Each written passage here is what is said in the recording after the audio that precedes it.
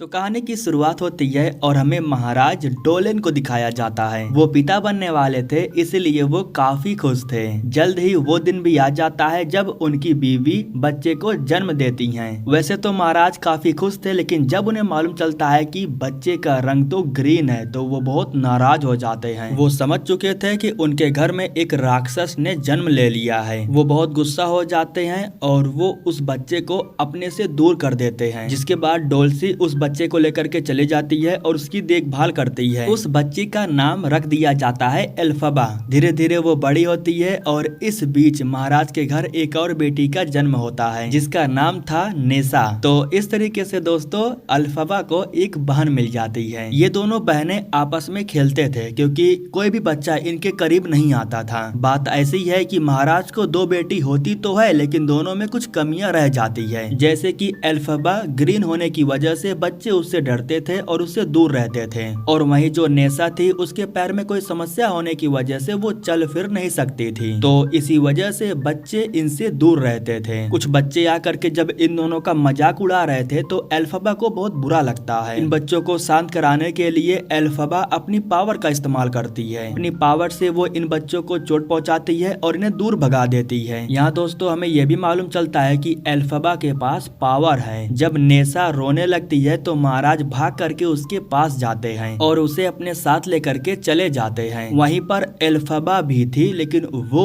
उसकी तरफ देखते तक नहीं है। अब दोस्तों कहानी 10 साल आगे बढ़ती है और हमें एक कॉलेज को दिखाया जाता है जहाँ बच्चे जा करके पढ़ते थे और जादू सीखते थे। यहाँ हमें ग्लिंडा नाम करके एक खूबसूरत सी लड़की को दिखाया जाता है जो अभी अभी इस कॉलेज में आई थी। उसके यहाँ आने के कुछ ही समय के बाद यहाँ एल्फबा भी आती है। दरअसल वो यहाँ पर अपनी बहन के साथ आई थी। दरअसल एल्फबा अपनी बहन के साथ इस स्कूल में दाखिला करवा रही है। जाने से पहले इन दोनों के पिता नेसा को गिफ्ट देते हैं। उन्होंने नेसा को जो गिफ्ट दिया वो था सैंडल, जो इनकी माँ का था। लेकिन अब जैसे कि इनकी माँ इस दुनिया में नहीं है तो इसीलिए इनके पिता ही इन दोनों की देखभाल करते हैं। खैर अब कुछ समय के बाद लेक्चर देने के लिए कुछ महान लोग आते हैं। यहाँ दोस्तों हमें कुछ जानवरों को दिखाया जाता है जिन्हें सम्मानित किया जा रहा था, क्योंकि ये जानवर भी कॉलेज में बच्चों को पढ़ाने के लिए ही आए थे। कुछ समय के बाद यहाँ पर मैडम मोरेबल आती हैं। मैडम मोरेबल यहाँ पर बच्चों को जादू सिखाने के लिए आई थी। लेक्चर खत्म हो जाने के बाद सभी बच्चे अपने अपने कमरे में जाने लगते हैं।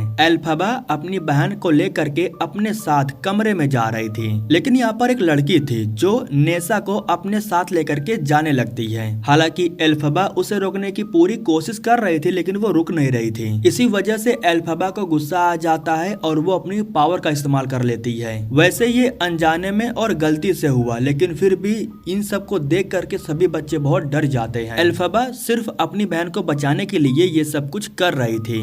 उसी वक्त यहाँ मैडम मोरेबल आ जाती हैं और सभी बच्चों से कहती हैं कि ये मैंने किया। यह सुन करके सभी बच्चे ताली बजाने लगते हैं और वहीं एल्फबा को काफी अच्छा लगता है क्योंकि उन्होंने झूठ बोल करके एल्फबा को बचा लिया। इसके बाद वो एल्फबा को अपने साथ लेकर के जाती हैं और उससे पूछती हैं कि आखिर तुमने ये कैसे किया, तुम्हारे अंदर तो सचमुच अद्भुत शक्तियां हैं। एल्फबा बताती है कि मुझे नहीं पता, ये सब कुछ गुस्से में हो जाता है। जिसके बाद मैडम मोरेबल कहती हैं कि कल से तुम मेरे पास आकर के जादू सीख सकती हो। मैं तुम्हें सिखा सकती हूँ कि तुम अपनी शक्तियों पर काबू कैसे पा सकती हो। इसके बाद मिस एल्फबा ग्लिंडा के कमरे में चली जाती है, क्योंकि जो कमरा इन्हें दिया गया था उस कमरे में इन दोनों को रहना था। एक प्रकार से ये दोनों रूममेट्स थे। एल्फबा जैसे ही कमरे में आती है तो ग्लिंडा अपनी नवाबी झाड़ने लगती है। खैर दोस्तों कुछ समय के बाद सभी बच्चे तैयार हो करके क्लास अटेंड करने के लिए चले जाते हैं। यहाँ दोस्तों हमें डॉक्टर डोरेमोन को दिखाया जाता है जो इनकी क्लास में साइंस पढ़ाने के लिए आए थे।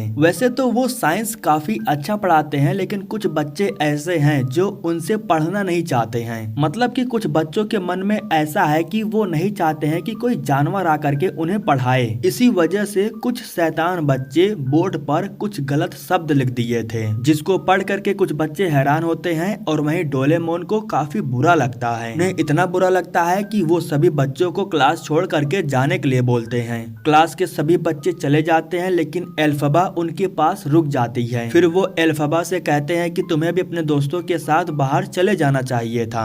यह सुन करके एल्फबा कहती है कि मेरा कोई दोस्त नहीं है, जिसके बाद डोरेमोन कहते हैं कि मैं तुम्हारा दोस्त बन सकता हूँ। इस तरीके से इन दोनों के बीच में दोस्ती हो जाती है। इसके बाद एल्फबा मैडम मोरेबल के पास चली जाती है जादू सीखने के लिए। मैडम उसे सिखा रही थी कि अपने जादू पर कंट्रोल कैसे पाना है, लेकिन एल्फबा बार बार ट्राई करने के बाद भी नाकामयाब हो जा रही थी। जब वो बार बार ट्राई कर रही थी तो इस बीच उसे गुस्सा आता है, और जब उसे गुस्सा आता है तब उसका जादू काम करने लगता है। यह देख करके मैडम उससे कहती है कि तुम्हें इसी गुस्से पर कंट्रोल करना होगा, तुम्हें लगातार प्रयास करना होगा, तुम कोई भी काम एक बार में नहीं कर सकती हो। अब रात के समय में एल्फबा डॉक्टर डोरेमोन को देखती है जो कि जंगल की तरफ जा रहे थे। उनका पीछा करते हुए जब वो एक छोटे से घर में जाती है तब वो वहाँ पर ढेर सारे जानवरों को देखती है। दरअसल ये सभी जानवर एक जगह पर इकट्ठा हुए थे बात करने के लिए। डॉक्टर डोरेमोन अपने लोगों से कहते हैं कि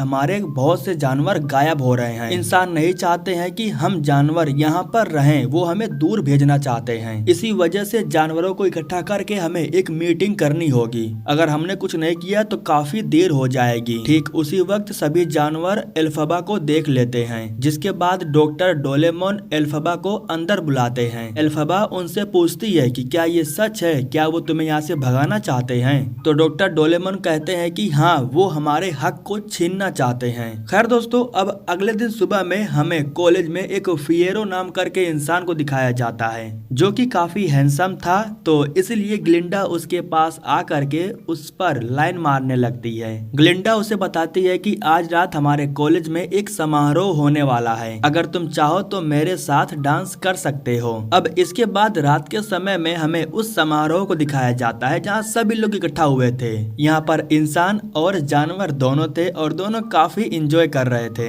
इस बीच मैडम मोरेबल ग्लिंडा के पास आती हैं और वो ग्लिंडा को एक जादुई छड़ी देते हुए कहती हैं कि कल से तुम मेरे पास जादू सीखने के लिए आ सकती हो। जिसके बाद जब ग्लिंडा उन्हें थैंक यू बोलती है तो मैडम मोरेबल कहती है कि मुझे थैंक यू मत बोलो, एल्फबा को थैंक यू बोलो, क्योंकि उसने मुझसे कहा है कि अगर मैं तुम्हें जादू नहीं सिखाऊंगी तो वो भी मेरे पास जादू सीखने के लिए नहीं आएगी, और मैं एल्फबा को खोना नहीं चाहती हूँ, इसलिए मैं तुम्हें भी जादू सिखाने के लिए तैयार हूँ। अब कुछ समय के बाद हमें एल्फबा को दिखाया जाता है जो काफी अच्छे से तैयार हो करके इस पार्टी में आती है, लेकिन उसके पहनावे को देख करके लोग उसके ऊपर काफी हंसने लगते हैं। लेकिन फिर भी एल्फबा ऐसा दिखावा कर रही थी कि उसे कोई फर्क नहीं पड़ रहा है। वो सबकी बातों को इग्नोर करके खुद में ही डांस करने लगती है। उसके इस अजीब डांस को देख करके लोग उसके ऊपर और हंसने लगते हैं। चारों तरफ खड़े हुए लोग उसका मजाक बना रहे थे। ये देख करके ग्लिंडा को अच्छा नहीं लगता है। लोगों को उसके ऊपर हंसता हुआ देख करके ग्लिंडा को बहुत बुरा लगता है, इसलिए वो मिस एल्फबा के पास जा करके उसके साथ डांस करने लगती है। इन दोनों को साथ में डांस करता हुआ देख करके लोग भी इनके डांस स्टेप को फॉलो करते हैं और इनके साथ डांस करने लगते हैं। एल्फबा को काफी अच्छा महसूस होता है और दोस्तों इस तरीके से एल्फबा और ग्लिंडा के बीच में दोस्ती हो जाती है। ये दोनों एक साथ एक कमरे में बिल्कुल एक सच्चे दोस्त की तरह रहने लगते हैं। पहले जो दोनों के बीच में बहसबाजी होती थी वो भी बिल्कुल खत्म हो जाती है। अब दोस्तों इसके बाद हमें दिखाया जाता है कि जब डॉक्टर डोरेमोन बच्चों को पढ़ाने के लिए क्लास में आते हैं तो उसी वक्त क्लास में कुछ सैनिक आते हैं जो डॉक्टर डोरेमोन को पकड़ लेते हैं और उन्हें बहुत ही बुरी तरीके से घसीटते हुए बाहर लेकर के चले जाते हैं। वैसे तो एल्फबा इन्हें रोकने की कोशिश तो करती है, लेकिन इससे कोई फर्क नहीं पड़ता है। डोरेमोन को बाहर निकालने के बाद अब इन्हें साइंस का लेक्चर देने के लिए एक नए टीचर आ जाते हैं। ये टीचर अपने साथ पिंजरे में एक शेर के बच्चे को लेकर के आया था। उस शेर के बच्चे को पिंजरे में देख करके मिस एल्फबा को बहुत बुरा लगता है। उसे डॉक्टर डोरेमोन की कही हुई बात याद आने लगती है। डोरेमोन ने कहा था कि अगर जानवरों को पिंजरे में रखा गया तो वो बोलना भूल जाएंगे। यही सब सोच करके एल्फबा को बहुत गुस्सा आता है। वो गुस्से में आ करके फूल को उठाती है और जमीन पर पटक देती है। उस फूल के सुगंध की वजह से सभी बच्चे एक एक करके बेहोश हो जाते हैं, लेकिन फिएरो वो बेहोश नहीं होता है बल्कि वो बिल्कुल ठीक ठाक था। वो फौरन जाकर के शेर के बच्चे को पिंजरे में से निकाल लेता है। इसके बाद ये दोनों साथ में मिल करके उस शेर के बच्चे को लेकर के जंगल में चले जाते हैं और जंगल में ही छोड़ देते हैं। अब अगले दिन सुबह में हमें दिखाया जाता है कि विजार्ड की तरफ से इनके पास एक संदेशा आया था। वो संदेशा खासकर एल्फबा के लिए आया था क्योंकि उसे जादू करना आता था, तो इसीलिए खास करके एल्फबा को विजार्ड में इनवाइट किया गया था क्योंकि विजार्ड में एल्फबा की जरूरत थी। मैडम मोरेबल उससे कहती हैं कि ये तुम्हारे पास बहुत अच्छा मौका है, तुम अपने आप को साबित कर देना। कुछ समय के बाद एल्फबा को लेने के लिए वो ट्रेन आती है। इसी में एल्फबा को बैठ करके विजार्ड तक जाना था।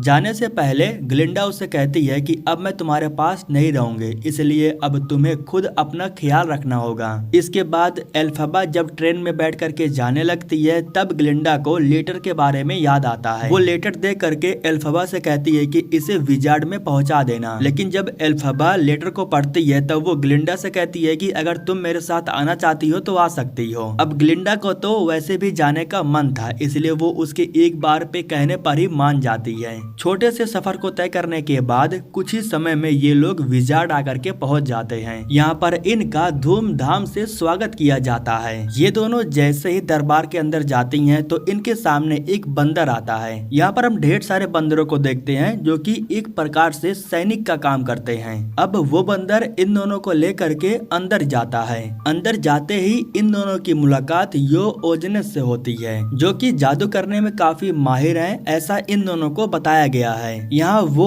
एल्फबा से कहते हैं कि हम तुम्हारे कॉलेज को थोड़ा बेहतर बनाना चाहते हैं, तो इसलिए मुझे तुम्हारी मदद की जरूरत है। तुम्हारे कॉलेज से विजार्ड तक आने के लिए हम रास्ता बना रहे हैं। मैं डिसाइड नहीं कर पा रहा हूँ कि इस रास्ते में हम कौन से कलर के ईंटों का इस्तेमाल करें। बात हो ही रही थी कि उसी वक्त यहाँ मैडम मोरेबल आकर के पहुंच जाती हैं, जो कि एल्फबा को एक ग्रामरी के किताब के बारे में बताती हैं। ऐसा कहा जाता है कि ये किताब काफी पावरफुल है, इसमें लिखे शब्दों को आज तक कोई नहीं पढ़ पाया। तुम्हारी शक्तियों को देख करके मुझे ऐसा लगा कि तुम ये कर सकती हो। अगर तुम इसे पढ़ने में कामयाब हो जाओ तो हम अपना काम आसान बना सकते हैं। एल्फबा जा करके उस ग्रामरी किताब को देखती है और उसमें लिखे हुए शब्दों को पढ़ने की कोशिश भी करती है। उसमें लिखे हुए शब्दों को आज तक मैडम मोरेबल भी नहीं पढ़ पाई। आपको खोलने के बाद जब एल्फबा उन शब्दों को देखती है तो वो उन्हें पढ़ने लगती है। किताब में भाषा अलग थी लेकिन फिर भी वो इन शब्दों को आराम से पढ़ लेती है। जब वो किताब के शब्दों को पढ़ रही थी तो इसका प्रभाव बंदरों पर पड़ता है। बंदर को काफी दर्द होता है और उसके पीठ में से पंख निकल आते हैं। यह देख करके एल्फबा को बहुत बुरा लगता है क्योंकि उस बंदर को बहुत दर्द हो रहा था। एल्फबा इनसे पूछती है कि इसे ठीक कैसे किया जा सकता है, जिसके बाद मैडम मोरेबल कहती हैं कि इन्हें ठीक करने की कोई जरूरत नहीं है। एल्फबा जैसे ही भाग करके बाहर जाती है तो वो देखती है कि सभी बंदरों में बदलाव आना शुरू हो गया था। उन्हें काफी दर्द महसूस हो रहा था और उन सभी बंदरों के पीठ में से पंख निकल रहे थे। जब एल्फबा ये सब कुछ रोकने के लिए कहती हैं तो मैडम मोरेबल मना कर देती हैं, जिसके बाद वो समझ जाती है कि इन लोगों ने जानबूझ करके उससे मंत्र पढ़वाया। यहाँ मैडम मोरेबल कहती हैं कि ये सभी बंदर हमारे लिए जासूसी का काम करेंगे। इन बंदरों के जासूसी करने की वजह से कोई भी जानवर हमारे आसपास भी नहीं भटकेंगे। ये हम सब के लिए भलाई के लिए हो रहा है, इसे तुम समझो। मैं बस इतना चाहती हूँ कि तुम हमारा साथ दो। लेकिन यह सब सुन करके एल्फबा को बहुत बुरा लगता है क्योंकि वो जानवरों से प्यार करती है। वो नहीं चाहती है कि जानवरों के साथ कुछ बुरा हो, इसलिए वो इन्हें किताब दे करके मंत्र पढ़ने के लिए कहती है ताकि ये सब कुछ फिर से ठीक हो जाए। लेकिन ये ठीक होने वाला नहीं था। मिस एल्फबा कहती है कि तुम कोशिश करो या ना करो लेकिन मैं इसे ठीक करके ही रहूंगी। इतना कहने के बाद वो किताब को लेकर के बाहर चली जाती है। इसके बाद मैडम मोरेबल सभी जानवरों के पास जाती हैं और सभी बंदरों से कहती हैं कि उस ग्रीन कलर की लड़की ने तुम्हारा ये हाल किया है, यहाँ से भागने की कोशिश कर रही है, उसे पकड़ो और मेरे पास लेकर के आओ। इतना आदेश मिलने के बाद अब सभी बंदर एल्फबा के पीछे पड़ जाते हैं। सभी सैनिक भी अब एल्फबा के पीछे पड़े हुए थे उसे पकड़ने के लिए। एल्फबा की हेल्प करने के लिए ग्लिंडा भी उसके पास आ जाती है। ग्लिंडा कहती है कि तुम्हें उन लोगों की बात सुननी चाहिए, वो हमारे फायदे के लिए सब कुछ कर रहे हैं। जिसके बाद एल्फबा कहती है कि वो सभी जानवरों को हमसे दूर करना चाहते हैं, वो सभी जानवरों को पिंजरे में बंद करके रखना चाहते हैं। एल्फबा जब बाहर आती है तब उसे मालूम चलता है कि कुछ सैनिक हैं जो उसकी तरफ ही आ रहे थे। जिसके बाद एल्फबा जाकर किताब में लिखे हुए मंत्रों को पढ़ने लगती है। उसे लगा कि अगर वो मंत्रों को पढ़ती है तो शायद फिर से सब कुछ ठीक हो जाए। लेकिन जैसे ही वो मंत्रों को पढ़ती है तो उसी वक्त उसके पास एक झाड़ू आकर के गिरती है। देखने में तो ऐसा ही लग रहा था कि वो झाड़ू एक जादुई झाड़ू है। इधर जो सैनिक थे वो सभी मिल करके दरवाजे को तोड़ने की पूरी कोशिश कर रहे थे। यहाँ जो एल्फबा थी वो ग्लिंडा से कहती है कि तुम्हें मेरे साथ चलना चाहिए, लेकिन ग्लिंडा उसके साथ जाना नहीं चाहती थी। उसका सपना था, वो यहाँ रुक करके जादू सीखना चाहती थी। ठीक उसी वक्त सैनिक अंदर आ जाते हैं और वो ग्लिंडा को पकड़ लेते हैं। वो एल्फबा को पकड़ने की कोशिश तो करते हैं लेकिन पकड़ नहीं पाते हैं क्योंकि उसके पास पावर आ गई थी। वो हवा में उड़ती है और उस झाड़ू को लेकर के नीचे छलांग लगा देती है। उसी झाड़ू की वजह से वो हवा में उड़ने लगती है। इस दौरान हम देखते हैं कि बंदर भी उड़ना सीख गए थे और वो एल्फबा का पीछा कर रहे थे। लेकिन एल्फबा आराम से बंदरों को चकमा दे करके यहाँ से दूर भाग जाती है। लेकिन जाने से पहले वो पूरे विजार्ड की पावर को गुल करके जाती है। ग्लिंडा अभी भी मैडम मोरेबल के पास ही थी। और इसी के साथ दोस्तों इस मूवी का जो पार्ट 1 था वो यहीं पर खत्म हो जाता है।